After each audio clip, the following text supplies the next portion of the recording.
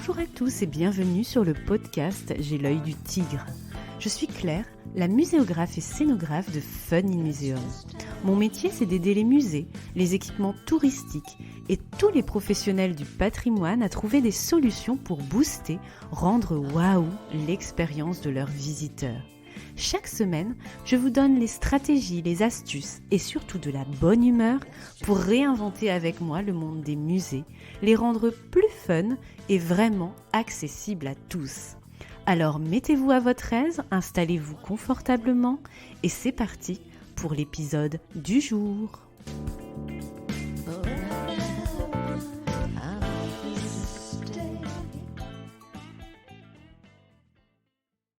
Mi-décembre, J'ai l'œil du tigre aura 1 an déjà. J'aurai réussi mon challenge fou, vous proposer un épisode chaque mardi, y compris pendant les vacances et face à un calendrier professionnel bien chargé.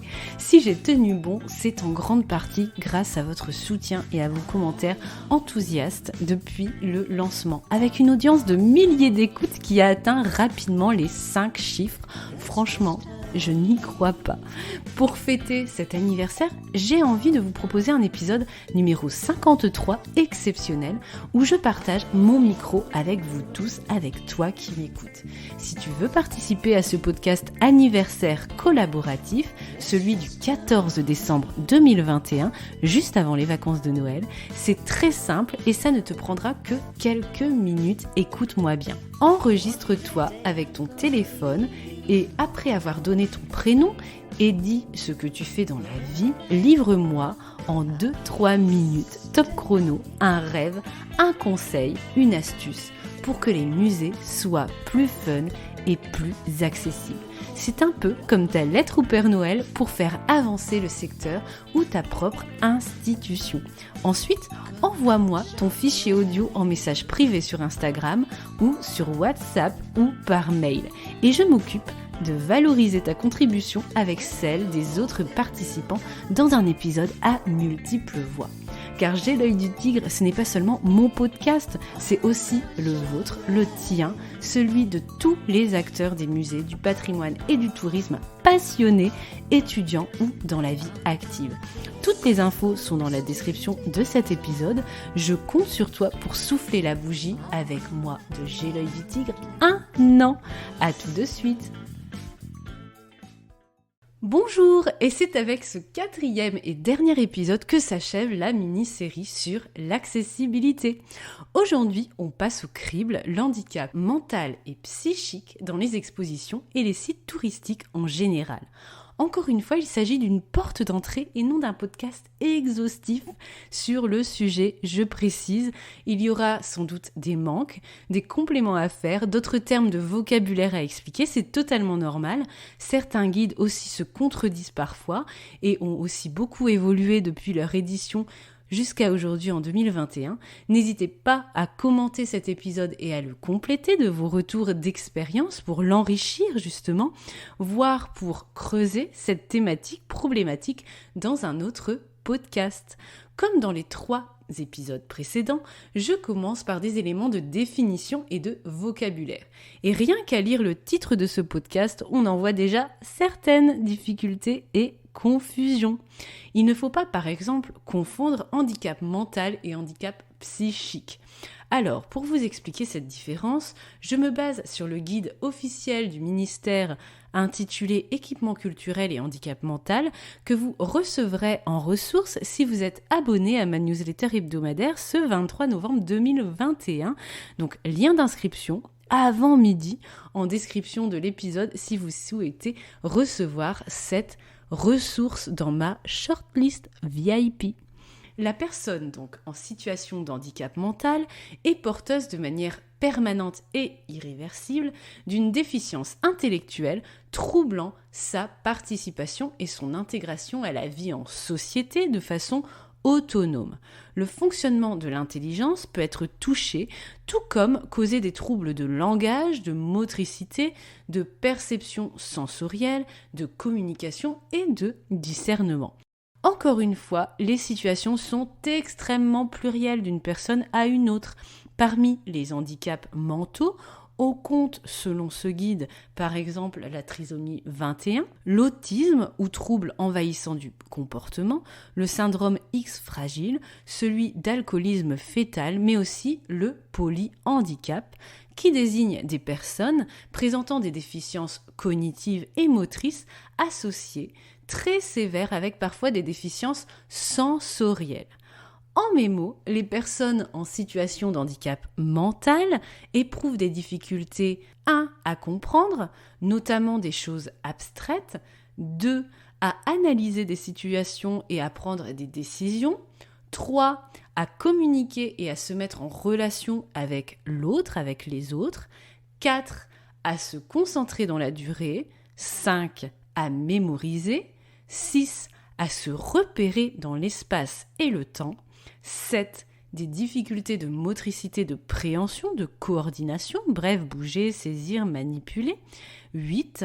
Enfin, elles peuvent éprouver de la désorientation, de l'angoisse et des troubles de comportement. Le handicap psychique est différent. Il a pour origine une maladie psychique qui s'est développée au cours de la vie chez une personne qui n'avait pas de difficultés particulières jusqu'alors. Donc, les personnes ayant un handicap psychique sont atteintes de troubles d'origine psychique. Névrose, psychose, manie, paranoïa, dépression grave, troubles de la personnalité, etc. ou des troubles d'origine physiologique, traumatisme crânien, prise de drogue, etc. Ce qui limite et déforme de façon passagère et à divers degrés le contrôle de leur activité mentale, affective et physique.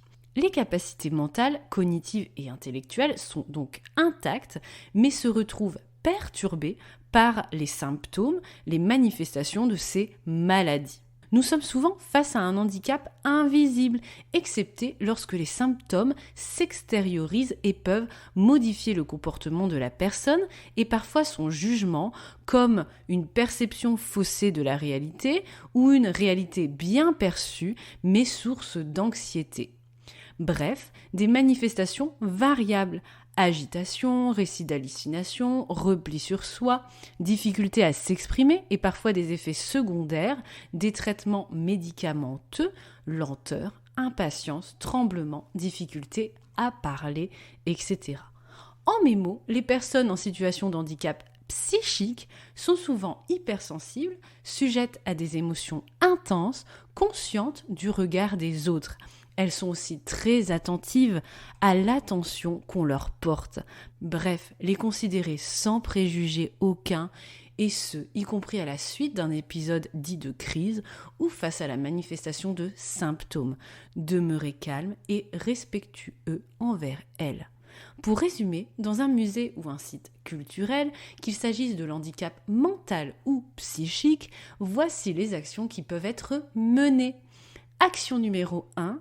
Considérer ces personnes comme des visiteurs à part entière, sans préjugés. Ça, c'est ultra important. Action numéro 2. Proposer un environnement calme et non anxiogène, sécurisé. Action numéro 3. Varier les possibilités d'expérimentation qui ne sont pas uniquement basées sur le langage. Action numéro 4.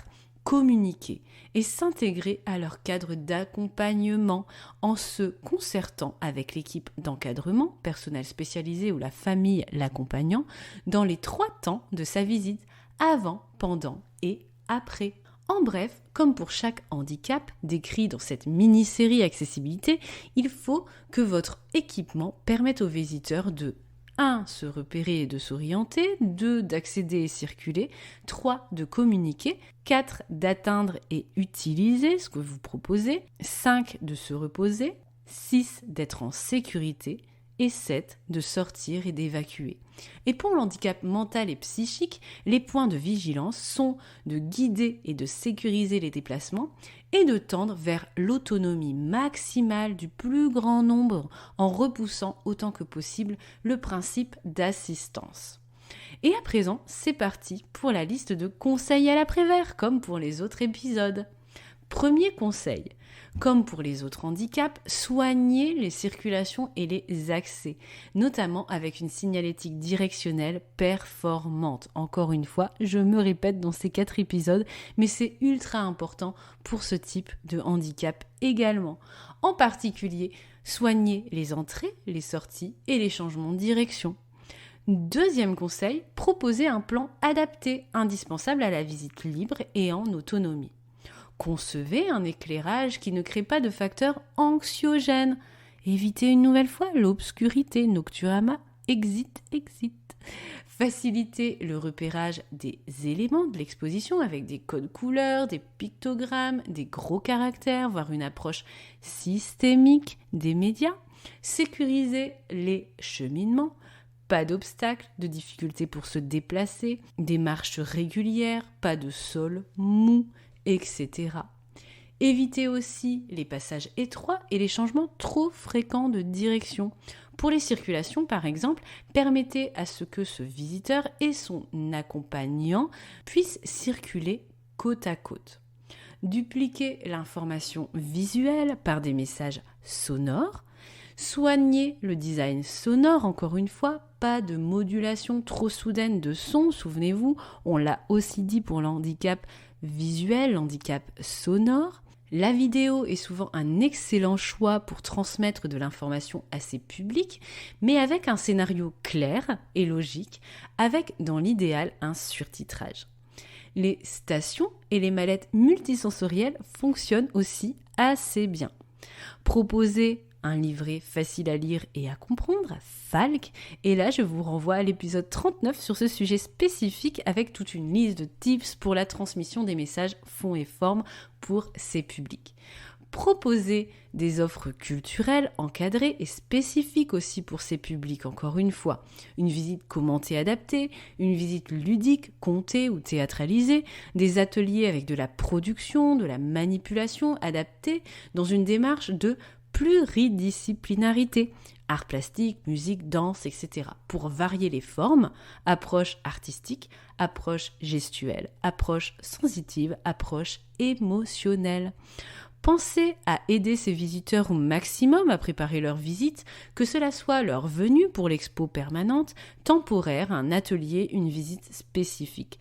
Créez donc des documents préparatoires et mettez-les en ligne ou envoyez-les à la demande pour que ces personnes puissent préparer leur visite et visiter dans les meilleures conditions possibles et la meilleure autonomie aussi possible, meilleur confort, meilleur accueil. Développer aussi des interventions hors les murs avec des services, des activités dédiées en lien avec des partenariats à construire, aller à la rencontre de ces publics, tout simplement. Enfin, sensibiliser les équipes et formez-les pour mieux communiquer et accueillir ce type de visiteurs. Et voilà, l'épisode et la mini-série Accessibilité touchent à sa fin. J'espère que ça vous a plu. Partagez-la à souhait à tous ceux qui peuvent en avoir besoin. Et encore une fois, pour rendre les musées toujours plus accessibles à tous. Vous avez vu que quand on regarde tous les conseils finalement de ces 4 épisodes, on retrouve énormément de points communs et de conseils à l'après-vert qui s'entrecroisent, voire qui peuvent être utiles pour différents types de handicaps, puisqu'on est vraiment dans une approche d'handicap et d'accessibilité surtout universelle. Voilà. Une action d'un côté peut vraiment faciliter la tâche à beaucoup d'autres visiteurs, y compris lorsque nous ne sommes pas forcément porteurs de cet handicap. C'est ça qu'il faut vraiment retenir. Si vous avez une envie, un besoin pour une future mini-série en 2022, n'oubliez pas qu'il existe sur la page podcast de mon site web, je ne sais pas si vous avez vu, www.funinmuseum.com. En fin de page de cette page podcast, quand vous scrollez en bas, vous avez accès à un formulaire pour proposer des sujets d'épisodes en 2 minutes top chrono. Je vous souhaite une très belle journée, après-midi, soirée, où que vous soyez. Et on se retrouve bien sûr mardi prochain pour le 51e épisode. Les 2 derniers épisodes de cette année. À bientôt!